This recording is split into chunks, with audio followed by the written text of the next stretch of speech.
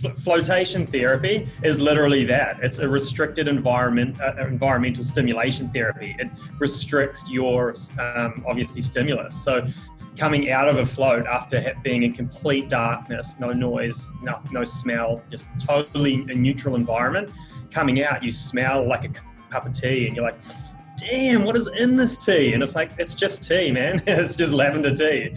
But you're like, this is the most incredible tea I've ever had. And that's the cool thing about it, is you actually get to, I mean, we only have one chance at life and we spend a certain amount of days on the planet. And everything that we see, touch and feel is our total human experience. And through float therapy and restricted environmental stimulation therapy, literally what that does, it actually helps you feel at a maximum level, at a peak, because you've turned it off. Now I get to peak when I come out of this and like sitting down and the sun coming in and everything's like super bright and vivid and you hear stuff again. It's like really bizarre because you're really tapping into like maximizing that human experience.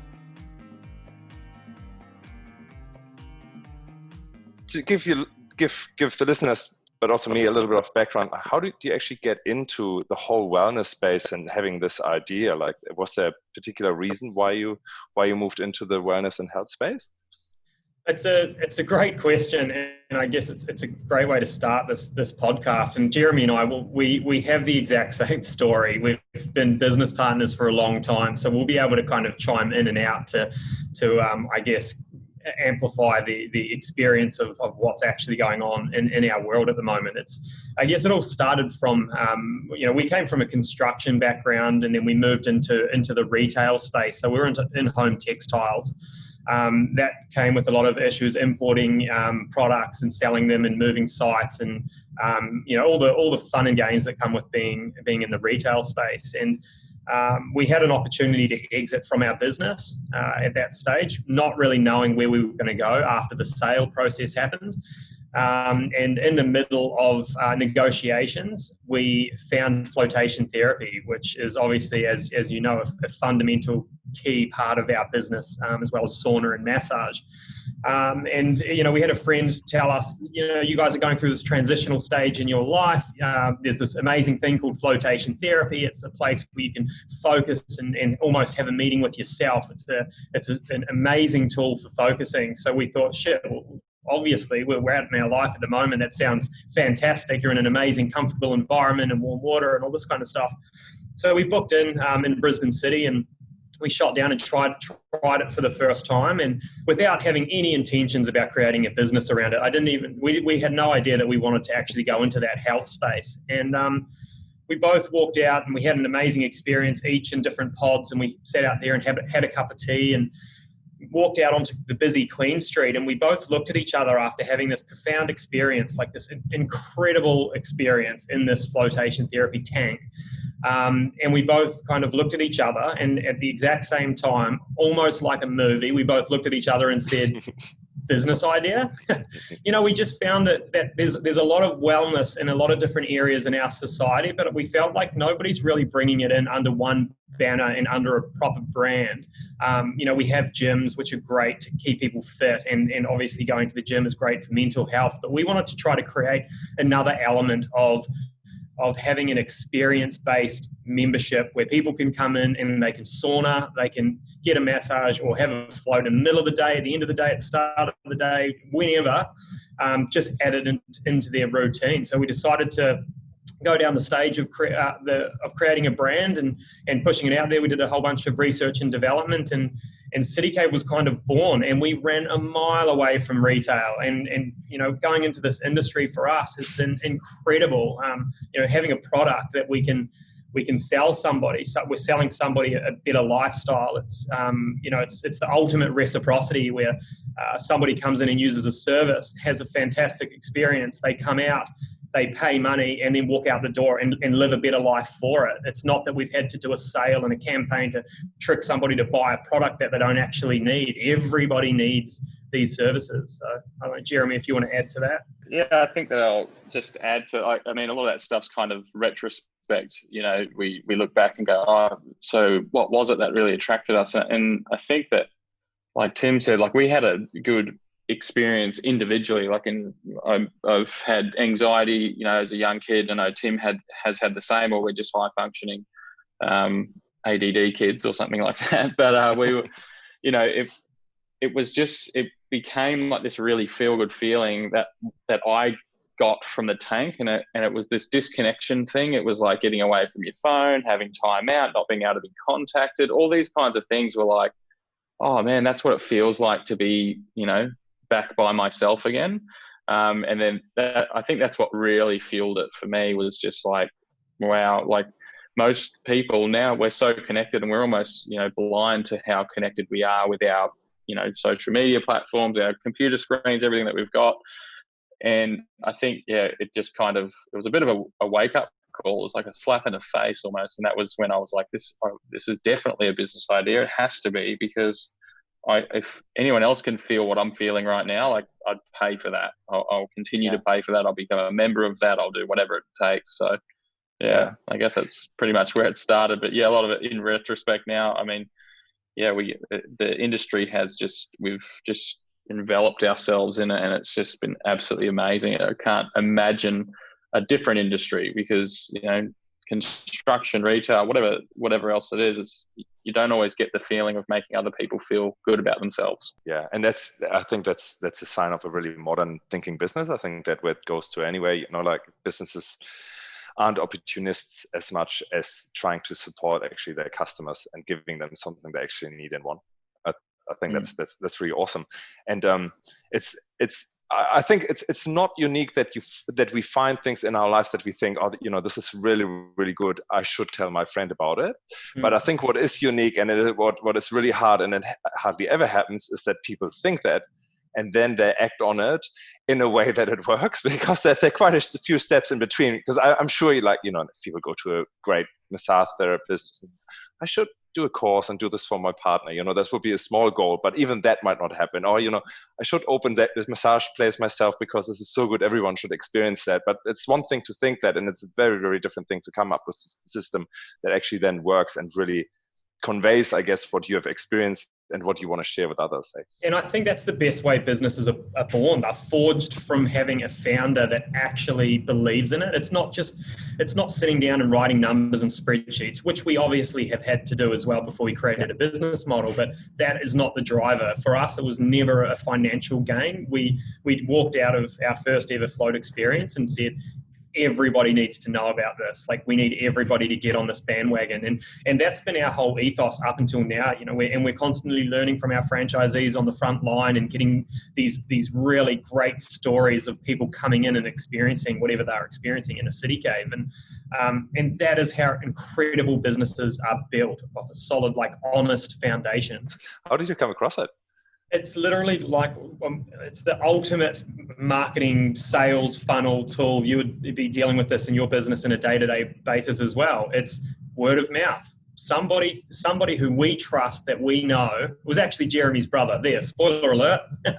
He told us about it, and he literally said, "This can change your life. You guys are going to absolutely love it." It wasn't an ad that we saw on Facebook or a flyer that came in the mailbox. It was somebody that we trust and care about telling us, "Hey, you should do this because I care about you."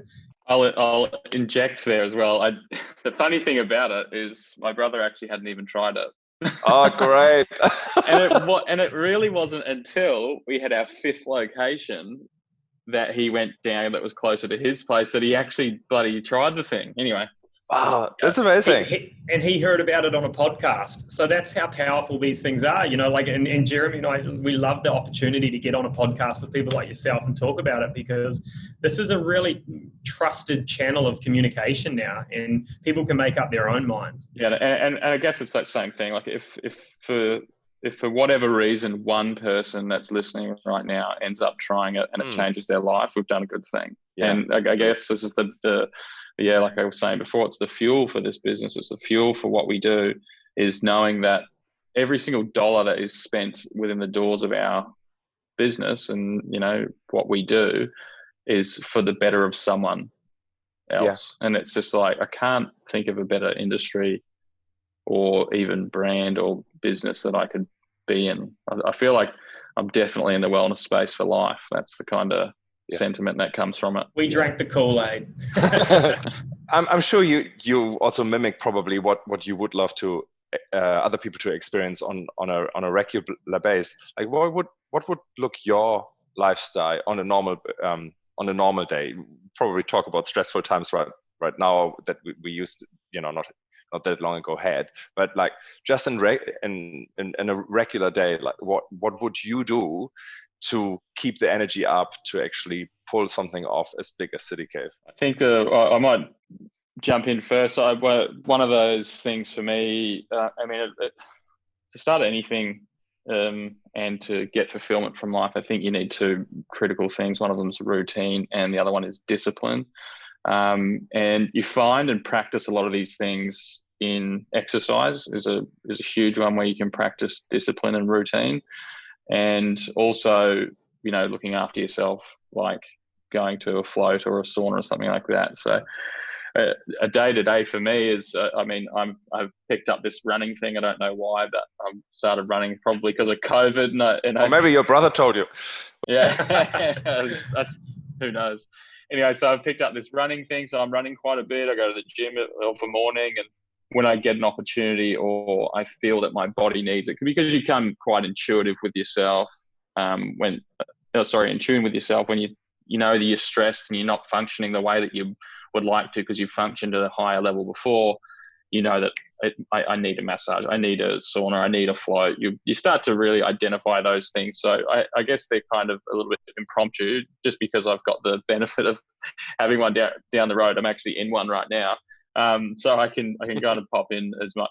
Whereas for other people, I think routine and regular, sauna use and memberships really do work for the average Joe. But that's me. Yeah, exercise, and I fast every day, and also try and eat relatively well and not drink too much every day. But that's about it for me. Yeah, I'll just add to that. I guess I'm very much the same as Jeremy in that, routine is everything, and starting the day strong is really, really important. Making sure that you push yourself before you come to work. And there's a really good book by David Goggins. I think it's called Nothing Can Hurt Me or Can't Hurt Me or something that. Yep.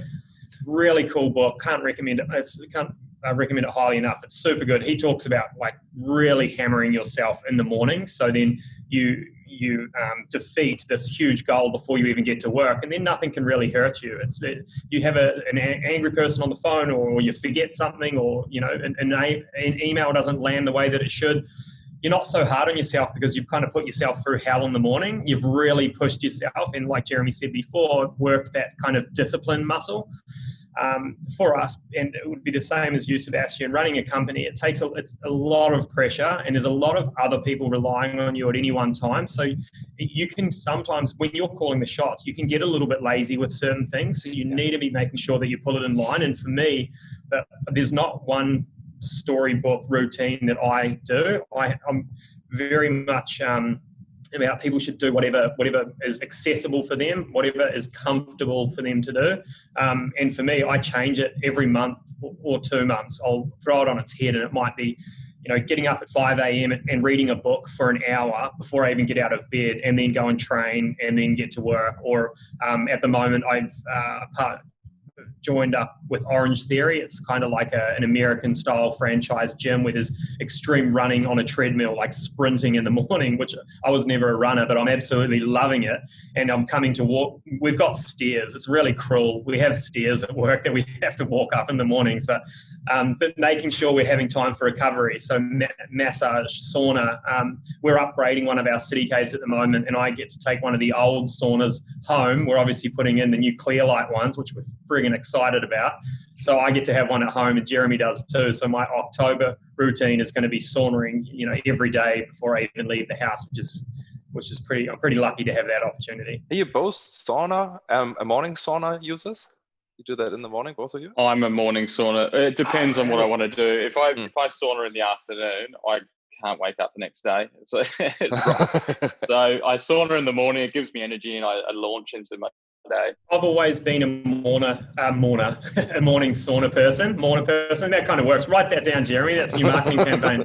But I think I'm going to try doing nighttime. I like the idea of elevating my heart rate and having a good sweat out before I go to bed. Me and the missus are going to probably play with that for a little bit and see how much that changes. Cool. Yeah. I think it depends really where you are in terms of, energy levels as well, exhaustion levels. I'm like, for me, when I'm really, really energetic and I have a really good run, like a really good week where things just work out, I can do it in the morning. But when it comes to I'm already exhausted or quite exhausted, didn't get enough sleep, then the night is so much better, because in the morning it just relaxes me too much and the body just says, actually, you need more sleep anyway, just calm down again. Yeah. That's the beauty. If you're listening to your body, you can make those calls, and you might go 1 month having it at night, 1 month in the morning. You've just got to work out whatever else is happening in your life, I guess. That's the hardest thing. Like, in a perfect, beautiful world, you'd be getting up in the morning and just living and breathing health and wellness and, not going to work and stressing. But unfortunately, we live in a society where you need to juggle both. And that's different for everybody. So I guess it's about trying to figure out what is going to work for you without having to bring up excuses all the time that you have to try to overcome. And it is balance. I mean, that's what our brand's even about. It's one of our core values is balance, and city and the cave. It's like the balance between the man-made versus the naturally formed thing. So yeah, I guess that's what life is. And one thing that I will add, actually, is part of like routine and trying to keep sane and happy, is actually spending time in community as well. Like, and whether that's your family, whether that's your girlfriend or friends and people around you in different network groups. I think that's really important to sanity check yourself almost. I think if you start to veer away and your ideas are becoming quite harsh and you're driving the chain too hard, community is really quick to pull you in line. Your girlfriend, your family, whoever, your friends are like, whoa, man, you're like really acting out at the moment. You're always stressed. You're always tired. It's really important to have them to keep you as a waypoint or a check-in, like an accountability partner, I guess. It is, yeah. And I found it's so valuable to have one person continuously in your life. Like if you're a social butterfly and you dance on so many different parties, like every night somewhere else, or connecting with different people all the time, but there's no continuum. I guess that you wouldn't probably call that really. Really, well, that would be just socializing in some ways, but I certainly see the difference when I started about 3 or 4 months ago to have a night walk. I lived at the beach, so every night, just when it got dark, 7:30, one of my best friends comes over and we go for about 2-hour walk in the dark at the beach. And it took some months actually, because previously we were really busy. He owns a business too, and really busy and never connecting. And so the first couple of times we caught up, it was just a catch up. But as you do this continuously, it started that we pulled each other in line, or just flagged like, hey, like you seem different today, because people see you, every week, and therefore they can actually indicate when something is a little bit out of line. So yeah, I'm so with you, and silly that I haven't thought about that earlier, I thought. And what's hard with, sorry, I was just going to say, it's funny that what you're describing, it's quite uncommon for men to go and do something like that. It's women sit down and they'll talk to each other and, oh, he's horrible, get rid of him, or whatever. They're very comfortable just expressing each other. Women are absolutely great at that. Men, we seem to go and do this thing where we go and have shoulder to shoulder catch ups. It's not face to face. It's always like watching the footy, or you're going to the pub and you're sitting there having a beer or whatever, and we don't sit there and talk about our feelings and things like that. Whereas going and doing a walk and getting out in nature and actually spending more time than what you need to just keep a friend around is so important, because that you really do deroot a lot of that deep down stuff that really matters. Yeah, and the other, I completely agree, and you can see why isolation and this pandemic has been really challenging for people, is because we're not getting that same community check-ins and physical interaction, and seeing someone's body language and the way that they're wearing themselves and what their stress levels are, and how they're coping. You can't see that when you can try your best when you're behind a screen, but a lot of our body language is hidden underneath here. So I'm doing lots of stuff. I'm like playing Thumb Wars by myself. But I think that's it. It's becoming more and more important to people to having an understanding that we actually need each other, and we need to spend time in front of each other, beside each other, whatever it is, doing things collectively as a community, I think is really important. What would you add in terms of your routine for your sort of mental well-being other than community? Like, do you have any techniques or any systems that you use to sort of balance that one as well out? I guess mental/emotional. Yeah, I sometimes regularly do. I see a psychologist for performance when I'm feeling good or I'm feeling bad. Generally, if I'm feeling good, they're going to keep me on the right track and sort of give me understanding as to why I'm feeling this way. If I'm feeling bad, they can steer me back into the direction and get me back onto my goals. So that's one thing. I listen to podcasts, Tim reads, and then I guess floating is the other obvious low-hanging fruit for me, because I get to go in and confront all my thoughts, confront what's happening in my day, confront all the tabs I've got open inside my brain, and start to slowly work through them and work out myself more than anything. And I guess in terms of when you create a wellness company and your customer, obviously the focus for them is really looking after them and bringing something to them that helps them in their life in so many different ways and so many different facets. How do you look after your people? Because I would assume that you probably approach, knowing you guys quite well, you probably have a similar approach when it comes to your staff as well, right? I guess it's the ultimate, like, fundamental rule of building a company is you need to make sure that your people are okay first and foremost before you expect them to kind of ooze that to the customers, because we are in like a natural, comfortable work environment. We're not in a slave driving sales style business. So for us, all of our staff's mental and physical health is number one for us. And we do lots of team activities. Going back to the comment Jeremy was making before about people holding you accountable, we all do it to each other in the office. We, every Friday at 1:00, someone puts up their hand on Monday to say who's going to take the hour of power on the Friday. And I had it last week, and last week I had a lady by the name of Lisa Dixon come in and take us through a beautiful meditation for an hour. We had a stretch class one Friday. We've got another one coming up this Friday, which is a secret, which I know because I helped organise it. Just saying. And I guess that's the most fundamental important thing, is that we're all looking after those areas of our life, and then the rest becomes that kind of byproduct. I think what you do is you have to become a high functioning, high performing person to run and scale a business in the way that we are. And along the way, you learn what those things are that help you be high functioning and high performing. And I guess it's trying to disseminate that to our staff and make sure that they're doing those things so that they're high performing and high functioning within our brand as well. So, because everyone has their own set of skills, and I'm not a professional in any area really, other than cool backgrounds, but everyone has their own specific set of skills, and to get their brain and their body functioning in a specific way to get the best performance out of it so that it can help support the franchisees and deliver our product to customers.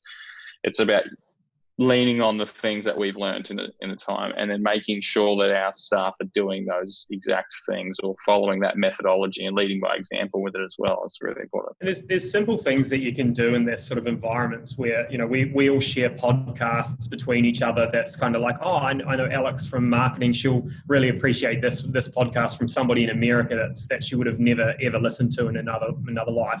Books, recommend books to people, or even we love connecting people. Like Sebastian, someone in your company, if they were coming to Brisbane, I would love them to go out for a coffee with someone in our organisation, because that's how we learn. That's how we've always learned. And I think that there's something really organic about not having an expectation or a deliverable at the end of a task or a kind or a gesture. To distill sort of what you're describing, would you say that people have sort of free time, similar to what Google would say, 20% of your time you can do what you want? Like, do you guys have less of a structured day for your employees, or do you just give freedom for do certain things? Look, to be honest, we are all really busy. we all absolutely hammer away to the point where we actually do schedule in these times. We have flexibility where, you know, people can work from home if they feel like it. We provide a really cool head office here that people want to come to. I couldn't wait for COVID to end so I could run back to work. We actually pulled the curtains down and snuck in here one time. Everyone parked out the back and came up, so we all missed each other so much. It's kind of sad. Yeah. But yeah, like I think in the future when we're not so emerging, we potentially can be looking at creating a little bit more flexibility. But at the moment, we owe it to our franchisees to be, you know, absolute pedal to the metal, and like Jeremy said before, all high performing. So yeah, I wouldn't say that we're as flexible as Google, but watch the space.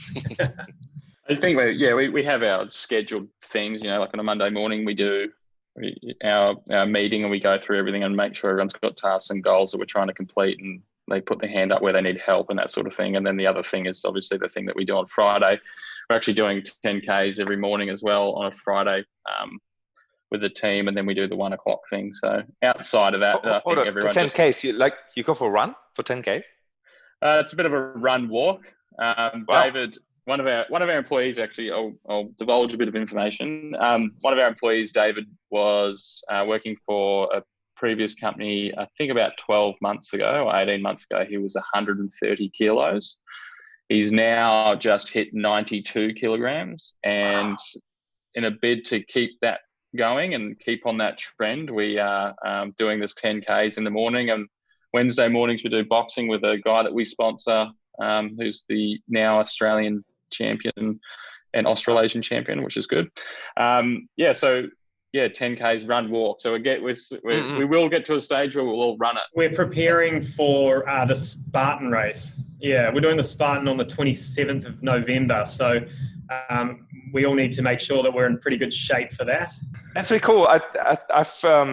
It strikes a couple of chords in me when I hear that. I think one, when you talk a lot about team as family and, you know, people missing each other, and I think this is just, that comes back to community. And, you know, I heard recently, you know, the team, you almost have to treat people in your team like volunteers, because no one has to work nowadays anymore, really. You know, like you would get by without it. Sorry if the connection is a bit patchy. Seeing this as like, okay, you know, like if people don't come just for the money to work. In fact, that's not the main driver for most people. You know, after you hit sort of like the base income, and to keep people motivated or just have really fun and just make it a coherent, good vibe. There's so much more. So we found in our business, we have Wednesday lunches. They're made by a local person, mostly organic and interesting food. Like it's not pizza. It's more like, you know, like a particular flavor. So it's Mexican, so you can put it together yourself, and or Indian with different options and so on. And that modular system alone gives people freedom, and they can do what they want. So that feels good. And then you sit all down. We created spaces in our office where we can all sit together. And it's something that we look forward to now for the community, for the special treat. Because normally you don't bring lunches like that with 10 different options, right? You just normally bring a lunch or whatever, or go for lunch. And all these little things, you know, that it takes an intent to make a better working place. But once that's in place, you know, it needs to be ordered, and people need to have it in their calendar, and that's all it takes. But I think the overall mindset needs to always be, how can we improve? And then you get to it. I think what's really hard is that you find, like, it's not something you can spell out. Like, it's not, there's no playbook for team and culture and community. There really isn't. It's kind of, you know, in our office, what works for us definitely doesn't work in everyone else's office. And that makes sense because, you know, we're in the wellness space, so we do wellnessy things, and that just makes sense to us. But, you know, you can imagine in accountants and lawyers' offices and things like that, outside of going and get drunk with everyone, there's got to be, you know, other ways that businesses can engage with their employees and create that purpose for your employees to actually want to come to work and to want to have that family and to want to have a community and to want to succeed for the brand as well, and understanding what our vision is, trying to help our community members find a space to escape and foster their own wellness journey. We need them to, believe that that's the right thing too, and we need to live it and breathe it for them to be like, this is what other people need. You want to be a part of this brand, whether you work in it or whether you pay to be a part of it. It really doesn't matter. And all of that does come down to culture. And yeah, like you said before, Jeremy, there absolutely is not a one-stop shop, a book that can just tell you exactly how to create it. And I guess for us, when we started building out our head office, the best way that I could describe our culture is we're all in this fight together. We're all trying to push this brand forward for the good of the communities that a City Cave is in. We created 4 core values that we lean on, and we live it and we breathe it. Or every single decision within our system, we always come back to the fundamental 4 values, which I'll share with you. We have what Jeremy talked about before, which is balance, because we think, if you're going to be expected to work hard, then you should be playing hard as well. You should be having fun and have some exciting stuff in your life as well. You can't be one or the other. Abundance. We want people to be full of joy and want lots of love, and they want money and they want success, and we want people that have no cap on their expectations for themselves. Empathy, because empathy is just an amazing trait to have in a human being, where you can care about somebody else's feelings above and beyond your own. And then the most fundamental one for us, because we are in franchising and it's a two-way street, is collaboration. We love we wouldn't be here without everybody around us. We are a team, and everybody is just as important as each other. So we kind of work off those values, and we've dropped ourselves right in the middle of it, and we live and breathe it ourselves personally, Jeremy and myself, and that oozes out to everybody. It's not that we read it in a book that you've got to do something like this. It's just, at the end of the day, we're employees of the brand as well, and I want everybody else in our office to feel the same as us. It's not so much of a hierarchy. Yes, we have specific job roles, and some are very, very important, and we have to make some high-level decisions, but everybody's just super important here. Yeah, it's just completely equal. And I think when you talk about a brand and where they start, and if you look back in time and go, how did Coca-Cola start? There's always something. There's some pivotal moment that someone has a light bulb moment and goes, this is it. And for us, City Cave, me and Tim, City Cave is it for us. And I guess all of the core values that we found are core values that we share, that we actually have. It's part of our DNA. It's part of our genetic makeup. And I guess that's what it's taken us 4 years to even pick and pluck these things out to get to a stage where it's like, sounds right, feels right. We test it with certain scenarios and go, this is a perfect scenario for empathy. That's really how we do want people to act, and blah, blah, blah. So it's actually been a really fun journey, actually exploring it, because it's almost like an internal exploration. And it probably will always continue and improve and, morph into other things as times change. Which reminds me, sort of, your industry probably, to a certain degree, during COVID lockdown and so on, had probably some challenges of actually operating in normal ways. In times like that, was there 1 or 2 things that you remember that really helped you through it, other than hard work? Because I'm sure you did this too. But did you find something that really helped, that helped the team as well to feel positive, upbeat, and just kept to keep going? Man, one thing comes to mind straight away, and that's our virtual wine and cheese nights with our franchisees. Man, it was incredible. We were connecting with our franchisees more than ever before. We were logging on a couple of times a week and sitting down, and we all have, we would dress up in silly costumes, and we would be having a glass of wine, and everyone would make a cheese board, and we would vote on it, and we'd do Pictionary and all this stuff. And I remember one night, we were only supposed to be on pretty strict, 1 hour, everyone can plug in. One night I didn't go to bed till after midnight. Definitely everyone was a bit too boozy and probably oversharing a little bit much. But I tell you what, we have connected with our franchisees on another level. It was incredible. So I guess understanding how you can use these sort of conferencing softwares for fun as well, and to be able to, again, that kind of balancing act. And And it's now encouraged us to, we've taken the plunge to set up our first ever franchise internationally. So we've got one in Queenstown in New Zealand that we're obviously talking with you guys about. We're going to get our saunas over there, and we potentially aren't even going to see the site, and we're going to open one because we're so comfortable with this new virtual life and a virtual way of training. Yeah, two things for me. One was that exactly what Tim's saying. I think that was just spot on. And it was the exact opposite of what actually happened. What happened was that we got removed our right to actually connect with anyone again. But what we did is we ended up connecting even more so and however we possibly could. So we had so much communication during that time, which I thought was just fantastic for our brand. And it made everyone feel really comfortable, warm.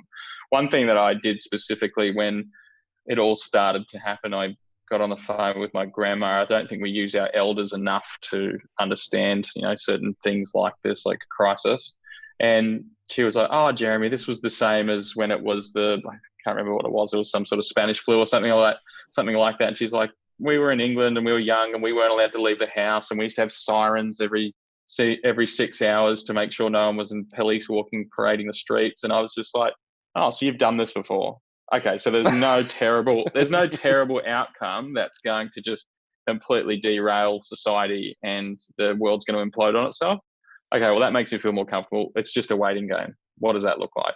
And so we just made all the decisions that we could, I think, in that period of time that kept us moving forward rather than staring at the ground almost. Yeah. Reminds me, we one of our offices in Brunswick heads New South Wales, and during that time I would go to work just by myself, being in the office by myself, and there were some coffee shops that were closed, actually most of them, and a few that were open. And I would talk to the owners and they would say, "Look, we thought we weren't busy, but actually, like, every day we buy more pastries or whatever they had and cake, and we always sell out." And it's that whole thing of, is this an opportunity? Like, what is your mindset? It comes back to mindset, I think. What do you make out of this? And some people probably just waited for, like, I just keep shut, and when it starts again. But you don't have to take that approach, and you don't have to say, well, we normally catch up in real life, so now we just have to wait until we can do this again, rather than I find a solution. So, and for us in our team, we had daily stand-ups, and we continued them now, even though the office is open. And some employees said, "Look, it was really nice to work from home. Can we not include that into our week?" So the Thursday, which is normally the podcast day for us now, everyone is out of the office. It's good for podcasting. It was even better for the team because they enjoy having quiet, and just focusing more on tasks that need that concentration. So yeah, I'm totally with you. It's what you make out of it, whether it's a waiting game or whether you take also the opportunity there. Yeah, and I think it just linked on that one thing for us, that abundant value that we have, and it's like, how can we do more? What more can we do? It's not what are the things that we've been taken away from us or restricted from us. It's what more can we do? Okay, well, let's develop the brand and do things that we can't actually do anything that's in that department. So why don't we focus our energy in this department on the things that we can do, like a new training platform, a new booking system, like all these different things that we could have easily just gone, you know what, there's no point developing right now because I'm just not sure what's going to happen. It's like, no way. Yeah. Hey, actually, one thing I didn't touch on when I talked about your guys' routine, and I really wanted to ask you, like, do you have a focus on diet? Jeremy, you did say, like, mostly you eat mostly good, and I think that's a good thing. I do intermittent fasting. I have done for nearly 2 years now. Other than that, is that sort of like up to 10 o'clock or 12? So I generally won't eat after 8 p.m. and won't eat before 12 the next day. So it's about 16 hours a day. Yeah, substantial. Which I think that kind of works for me. I feel less bogged down. I feel like sometimes after a heavy meal in the morning, I feel a little bit slower to get to my activities, or at least the pace that I want to run at for the day. Other than that, I guess it's. I tried vegetarian actually for the month of July. Was that?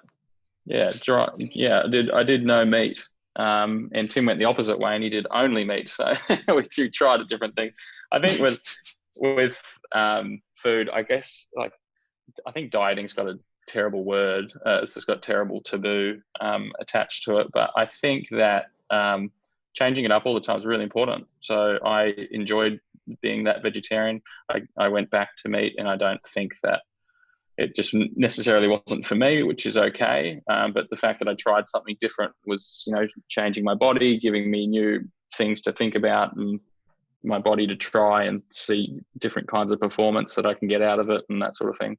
Yeah, I think you're 100% right. You do have to mix it up a lot. It keeps your body guessing, and obviously, I feel like when the word diet, if you were to actually write down all the diets that you've heard of, or, people are vegetarian or vegan or only have meat or whatever their scenario is, there's probably only half a dozen. But as a human body and how we've evolved and our ancestors come from different places, there's probably hundreds of diets out there that are going to work for you. And I think the only way that you can figure out what's right for you is by trialing things and see how things sit. Someone on the right side might be able to eat pizza for lunch every day for a month, and someone else can't actually have dough. So it's about trying to listen to your body and be in tune with it. That's why during the month of July, Jeremy went vegetarian, obviously, and I had nothing but meat. I didn't even have spices. It was meat and salt. It was so weird. And I learned about this on a podcast as well. I'm a massive fan of Joe Rogan. And I thought, you know what, I'm going to give this thing a go. And it was incredible. I dropped weight. I put on muscle. I felt really consistent. But my body started craving things that I've never craved before. For example, when I would walk past blueberries in the supermarket, I'd be like, oh, I just want a blueberry. Whereas I've never wanted that before. I've never actually really wanted to. Girl. Yeah. Something like that. Peanut butter on a gherkin or something weird like that. So it was really fun holding out it was 25 days. But then by the end of it, my body, I was starting to listen to my body again. I went, okay, cool. I'm starting to have headaches and I need that nutrients from vegetables. So, I've never been so happy to eat a piece of sushi before, and now I have blueberries like a few times a week for breakfast. I have a punnet of them after the gym. Nice. And I think that I really learned what I want. I love salmon. Again, when I like thinking about it, I was having mainly red meat and eggs. And I just absolutely craved really strong pink salmon with broccoli and things like that. So it was really interesting to do that trial. And I would definitely recommend for people that eat meat, obviously, to do something extreme like that and reintroduce what your body's telling you to I think that's actually a really good point. And this is actually principle works across everything in life. I think there's something around restriction therapy, like removing stuff, finding new love for things or understanding over why you want specific things. I think that's actually really, and I don't think it's even a thing. I just made it up just then. But restriction therapy, I feel like it's something that we should utilize in everything. Like spend a day without your phone. Spend a night in a place where you wouldn't always feel comfortable. Go and meet someone that you normally wouldn't mingle with or cohort with, and eat something that you wouldn't normally eat, and do it religiously until the point of when you realize what the fundamental things are that brought you to this point, whether it's, I'm there because I wasn't feeling very good, or I'm here now and I'm feeling much better, and all those kinds of things. So well, you've actually just touched on like our whole business model. You're like flotation therapy is literally that. It's a restricted environmental stimulation therapy. It restricts your obviously stimulus. So coming out of a float after being in complete darkness, no noise, no smell, just totally a neutral environment, coming out, you smell like a cup of tea, and you're like, damn, what is in this tea? And it's like, it's just tea, man. It's just lavender tea. But you're like, this is the most incredible tea I've ever had. And that's the cool thing about it, is you actually get to, we only have one chance at life, and we spend a certain amount of days on the planet. And everything that we see, touch and feel is our total human experience. And through float therapy and restricted environmental stimulation therapy, literally what that does, it actually helps you feel at a maximum level, at a peak, because you've turned it off. Now I get to peak when I come out of this and like sitting down and the sun coming in and everything's like super bright and vivid and you can hear stuff again, it's like really bizarre because you're really tapping into it, like maximizing that human experience, because sometimes it can get lost and we do feel numb because we're constantly plugged into the matrix all the time. It's that that disconnect to reconnect type scenario. If you think about, like, to see 3D, you need two different perspectives, and what you described to me are many different perspectives experiencing life through. So I think this really, really helps to understand life better. Like I don't recommend that people just go traveling on the road with like every other weekend and throwing themselves into, I don't know, unusual situations. Although I know people who go out every Saturday night and find someone else to hang out for that night. Like two guys, they just love to meet new people, and they just sit at the docks in Wellington. And I've talked to them for a couple of years, but I know they used to do this, and they got a lot out of that. They love just random people who Friday night go home from work and they want to hang out with six-pack or whatever they had. So, but I just want to loop back to diet as well, because I think you guys understand marketing well, and the best way to market is either that you improve people's life with something you tell them, or that you ensure that they that they survive or improve of lifestyle and that. And if that is what drives us, then change must feel good. Like, so if I'm a sucker for talking about different diets and analyzing it, because I sort of still grab like why is there not just one thing that works all the time for me? But I think there's something to be said of changing this up, and then but we live in a world of change just because we have seasons, and and we have different phases of where the business is at, where the economy is at, where everything is at. But at the minimum, we stop at Christmas, and that's a change. But there are many more changes during the year and during the day even. And I just think acknowledging that is like, there's no right and wrong. Just see what works right now for you. When you're pregnant, I'm sure you will eat differently, and when you're stressed, you will eat differently. And when whatever you do, when you're training a lot, you will eat differently. And there's nothing wrong, and there is no right answer. But what is important is just staying flexible rather than beating yourself up because you want to eat meat or you want to whatever. Well, it's just balance. It comes back to the balance piece, doesn't it? What's your routine look like? I know that you're interviewing us, but I'd love to know what your routine's like. It's a mixture, and COVID was an interesting time because the whole routine was sort of like questions. You have kids at home, you have way more online meetings and that type of thing. I think what I know is that I perform really well in the morning. So I structure my day that way. So for the last month and a bit, I would get up at 5:30, and I would almost immediately go onto my bike and bike to work. That's 9Ks, 3 hills, and my Oura ring tells me that I do. How there's 3 levels of exercise in it. Like I get to the top one just by biking to work, and that's fantastic. That really helps me. Actually, before that, I sleep often on a PEMF mat, which is a pulsing electromagnetic field mat that also has infrared heaters under it. I really love that. I really, really love that, and it works really well to relax for me. So I mean, a float would be probably even better, but I can sleep on that. It's amethyst crystals on it and that type of thing. And that's just my thing at the moment. I've been doing this for half a year now, I think. Pretty hard, but Man, feels good. Outside of this podcast, I want to hear more about the Oura ring, because I've been looking at getting one. They look good. I really like it. I like the idea of it. I like the concept of it. I was using an Apple Watch for a while, but now I've changed watches, and I'm keen to get one. Yeah. Are we trying to get a sponsor for the show? Is that what this is?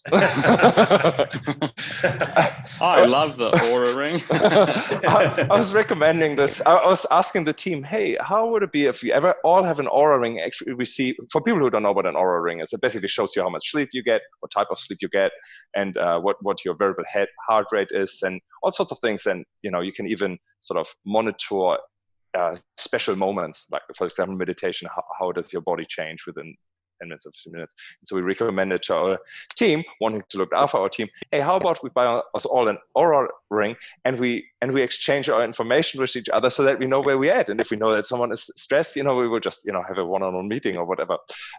Mixed response, because I guess people would say like, well, I don't want to be watched. What are how I am and that type of thing. Whereas like if I would love to give this information, and I do, like my doctor would look at it, or my practitioner would look at it and say like, okay, I can see a pattern here and so on. It's helpful, but not everyone is happy to share this type of stuff. Yeah, that is the future. Imagine if you can then take it to another level. Like I think biotechnology is going to be massive in the future. And imagine going to your practitioner and being like, it's not just my sleep and my activity and stuff. This is what's happening in my blood sugar levels, like all of the other things, I just think it's just so cool. Such a cool concept to quantify what's actually going on in your body. Can you, on the Oura Ring, just the last thing about it, can you, if everybody else has their information, can you benchmark them against each other? I think you can now. You can definitely share. That's cool. Jeremy, do you know? I did see recently that you can start sharing best and worst, or interesting moments. Yeah, I'm not sure. Not sure. The other one is the Whoop band. That's the other one, isn't it? That's like the. You have that around your wrist? Yeah. Yep. Yeah, I haven't tried it. I do sometimes get screenshots in the morning from friends showing that you get scored on your sleep, like 95. Like, yeah, and nice. You have a young baby, sometimes it's way lower than that, and they look at it, it's like, still alive. I think it's quite cool, and it's a really cool time to be alive right now, because we get to experience, all of us get to experience what this next phase, we actually get to be a part of what this next phase and this looks like for us and younger generations and the people coming through the ranks. Because I think one thing that I read, maybe it was Dr. Rhonda Patrick said it, that we're going to be I think it was my generation, hopefully, is going to be the first generation of centaurians, so the first people to live over 100, and that's a bit of a guarantee. And the products like what you're talking about are the things that are going to get us there, because we're analysing what we are doing with our sleep. And if we're sleeping 75%, then your likelihood of dying sooner is probably much higher. And things like the Whoop band and even just the Apple Watches and Garmins and stuff like that, we're starting to measure and really try and refine and understand what performance looks like, what health looks like, what well-being is, all that kind of thing. And I think that the goal and all of that is just trying to quantify the data. Like you never really could quantify what preventative health can do for the end result. And we obviously preach preventative health, and it's much cheaper to look after yourself along the way until you wake up one morning and you're really, really ill. And I guess being able to have the data to go, well, if I don't eat that and spike my sugar levels, it's going to help me in the long run by this many years. I think Jeremy and I had a dream at the beginning of City Cave of a way of quantifying what relaxation and floating or saunaing, trying to figure out what that can do for longevity and put a number beside it. So then everybody that comes in, 1 hour at City Cave may give you 10 hours of extra life or something like that, or find a way of quantifying it to put it in front of people. Because if you could actually quantify it and show someone that number, then they'll come religiously. There'll be no excuses why you would not look after yourself on a preventative kind of measure. It really does become addictive. It's like I remember when I first got my Apple Watch, and all I wanted to do was close all the bloody activity rings every single day. So I'm standing up at my office and I'm like, I've got to do something else. I've got to go for a run. I've got to do this because I'm not there yet. And then I ended up breaking a couple of records on my thing, and now I've created a monster I can't chase anymore. Wow. I went so hard in the first month that it's like, okay, now you're going to try and double what you did last month. I was like, it's no way. I barely got through that month. Yeah, I agree. And yeah, we're looking, it would be great actually to take stock of where one is at before one does a full circuit at City Cave.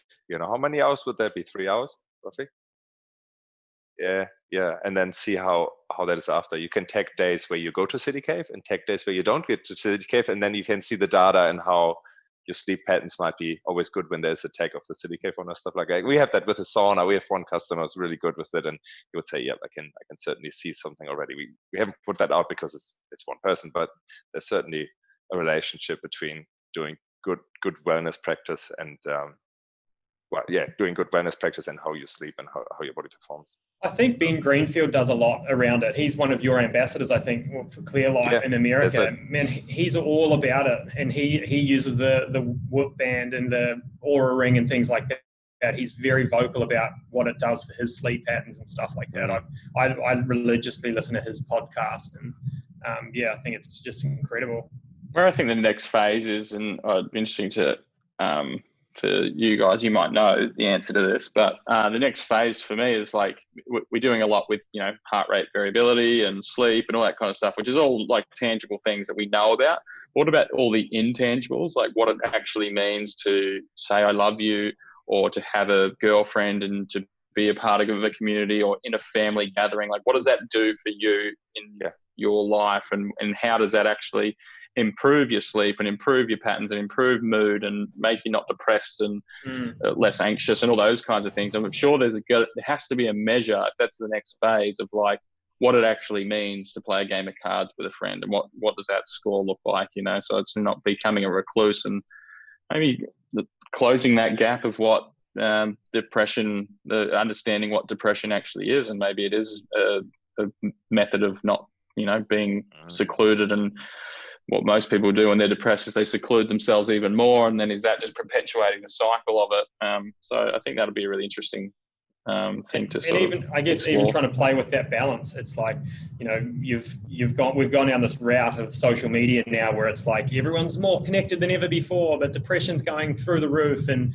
the feeling of happiness and joy that someone gets from sitting there and talking with somebody, there's too much of that as well. Sometimes everybody needs their own space too. So just trying to figure out what the healthy balance looks like, and a way to try to figure that out and figure out what it is for one individual. Yeah, that's the big key thing, is the individuality thing. It's like, some people are a little bit more of an introvert, and that's fine. And other people are just social butterflies, and they will both teeter on that edge of being too social and too recluse. And what is the individual's perfect thing? And I think that ultimately it doesn't really matter. We can bring out all the Aura rings in the world, and they could be as in depth and give us all this crazy data, but all it's really going to tell us is how it's going to give us a score, a number based on how we actually feel at the time. And I think that that's one thing that maybe is a little bit missed and we're a little bit numb to, is our actual true feelings. Am I waking up, getting out of bed, feeling good? Do I look at that apple and think, I really want to have that? Certain things like that. Yeah. I think are going to be really important, because I guess feeling yourself and feeling that is your only mechanism to know what's healthy and right for you. It's an exciting notion to think that there might be a way of quantifying that in the future. I guess this biotech world is going to get this whole, like, you eat an apple and it tells you from a biological level what that's doing to your body in a physical level, but thinking about that mental level of trying to quantify what that's, at the moment, I guess all we can do is go off a feeling. And that's what we always preach, when everybody always wants to know, what should I expect in a flow tank? And it's the hardest question to answer, because you don't want to give someone different expectations based off what I've experienced in a flow tank as opposed to somebody else. And at the end of the day, we just want people to come out feeling happy. We want people to come out just feeling, whatever this word means to anybody, just feeling good, like really, really good. Awesome. I would love to thank you so much for all your time. I would love to finish this on a note. We used to have 3 questions, but there's one question in particular that are always really, really interested in hearing from everyone. And I know that can be a really long answer to this question, but if maybe you can find a way to phrase this really short.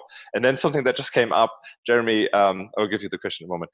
Jeremy, you said other things that are not quantifiable, and I thought like laughter will be one of it for sure. How often you laugh per day, and belly laughter is particular. Yeah. And so I was just wondering, what's your favorite movie if you want to have a laugh? I mean, I wouldn't know how to answer that myself right now, but like, does something come to mind? It's a little bit of a random question, I've definitely got that on the tip of my tongue. It's a nice, quick, short answer. Dumb and Dumber. All right. I could watch that over and over again. I could watch it back to back. That or Ace Ventura. It's got to have Jim Carrey in it. Very cool. That's I would say something. Laughter. Yeah, I would say something like Old School, or something with Will Ferrell in it. He's normally a good go-to for me. Thanks for that. So the question that we used to ask all the time, we've came a little bit out of that habit, is What's your thoughts around why we exist? I listened to Neil Degrasse Tyson, I think that's how you say his name, and it's that sung true to me mostly, and it was something along the lines of, we're made up, we're like everything that we are is made up of essentially stardust. We're the exact same makeup of what the stars are and what the universe is. So, and I think what he said is like, maybe, just maybe, human beings are the first to experience itself. Like, we were designed to experience ourselves and look at what we are. And I think that really does make a lot of sense to me. I mean, it's a bit woo in some degrees, but I think it's because I walked around New Farm Park this morning with my dog, and there's a rose garden in New Farm Park, and I was just looking at these roses thinking, my God, like, how cool is that? I've never even seen anything like it without sounding too gay or getting too close to it and having the rest of the park look at me funny. But I was just like, experiencing stuff and touching and feeling and seeing and looking at views and things like that. We are in wonder. And what is wonder? I guess that's where there's like this critical point in trying to understand what life's about, and it's in wonder. And I think that, yeah, it sounds pretty right. Maybe we are just here to learn about ourselves and experience what the universe actually is and what this whole makeup is. And we're the first ones that we can articulate it. We're the first ones that can share it. We're the first ones that can do this. Or maybe not the first, but we are an example of it. Yeah, I think that's 100% right. We're just a bunch of cells that have evolved to this point, and this could be absolute beta stage of what actually is the proper goal. And I think we're just here because we're here at this one point in time, and it's going to look totally different later. Like, you think about, I can't remember where I heard this. Someone was talking about it, and it's like the most bizarre notion that we are just a bunch of cells in this big like skin sack that's all come together, and we're on this earth that's spinning at 1,000,000 miles an hour through a galaxy that's going fucking ballistic, and we've created a society with cars and things racing around the roads at 60 miles an hour that could kill you at any one moment, but we've created this like calm in this chaos, and it's just the weirdest thing to think about. And I think it's an exciting time to be alive, and the world is just full of so many possibilities of what's going to happen in the future. But yeah, I think we're just a bunch of cells that seem to have aligned right at any one point in time. And 2 of those created City Cave. Yeah. Thank you so much for your time. That was great insights. And I know this won't be the end of hearing from you guys. You've great aspirations, and it makes a lot of sense that these become all true and manifested in all around the world. So thanks for being one of the first to interview you. I'm sure you will be on many people's radar around the world with what you're doing. Thanks for doing such a great service for everyone. Thanks so much for everything that you've done. Thanks for having us on. And yeah, we hope to have a really long-standing business relationship with you as well as personal, man. So thanks very much. Righto. Thanks, guys. See ya. Thanks have a good day. Yes. Bye. See ya.